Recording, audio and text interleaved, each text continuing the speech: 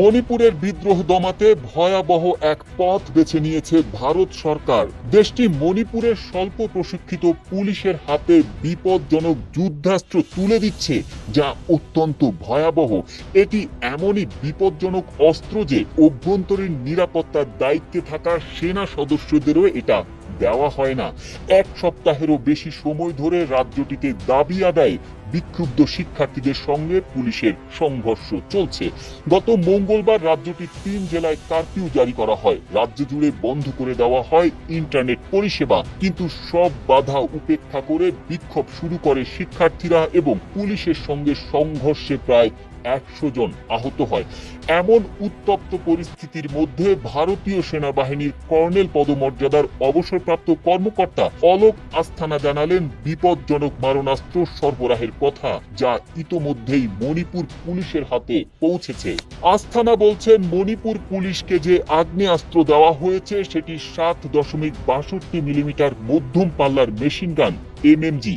এটি কয়েক সেকেন্ডে 235টি পর্যন্ত গুলি চালাতে সক্ষম একটি মেশিন গান, যার পাল্লা 2 কিলোমিটার। যে কারণে অভ্যন্তরীণ নিরাপত্তার দায়িত্বে থাকা সেনা সদস্যদেরও এটা দেওয়া হয় না। এমএমজি এমন একটি অস্ত্র যা দিয়ে সেনাবাহিনী প্রায় 150 মিটার বাই 75 মিটারের একটি দুর্গম বলয় তৈরি করতে পারে। এর অগ্নিবলয়ের মধ্যে কেউ পড়লে তার মৃত্যু নিশ্চিত। যেহেতু এই 3 অস্ত্র এমএমজি, এলএমজি ও রাইফেল থেকে গুলি বেরোয়, ফলে এই 3টি প্রাণঘাতী অস্ত্র।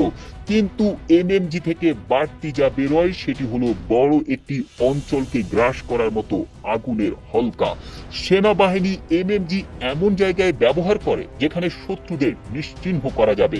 ভারতের জাতীয় সংবাদ মাধ্যমেও এ তথ্য প্রচারিত হয়েছে। দাবি অলোক আস্থানার, পুলিশকে যুদ্ধাস্ত্র দেওয়ার বিষয়ে গত সোমবার অবসরপ্রাপ্ত এই কর্নেলের লেখা প্রবন্ধ প্রকাশ করে ভারতের কয়েকটি সংবাদ মাধ্যম। মণিপুরে সহিংসতা শুরু হয় গত বছরের 3 মে। এরপর 16 মাস পেরিয়ে গেল, সেখানে শান্তি ফেরেনি, বরং বেড়েছে সহিংসতা। গত সপ্তাহ থেকে রাজ্যটিতে নতুন করে সহিংসতায় এখন পর্যন্ত মারা গেছে অন্তত 11 জন। রাজ্যটিতে মেইতি এবং কুকি 2 সম্প্রদায়ের কাছে এখনো অস্ত্র রয়েছে। হামলার কাজে ড্রোন, বোমা, আরপিজি ও আধুনিক অস্ত্রের জন্য ড্রোন ব্যবহারের পর পরিস্থিতির আরো অবনতি হয়।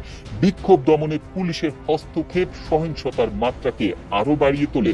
গত মঙ্গলবারও বিক্ষোভরত ছাত্র জনতাকে ছত্রভঙ্গ করতে কর্তৃপক্ষ কাঁদানে গ্যাসের শেল ব্যবহার করে। এর জেরে সংঘাতে ছাত্র সহ বেশ কয়েকজন ব্যক্তি আহত হন।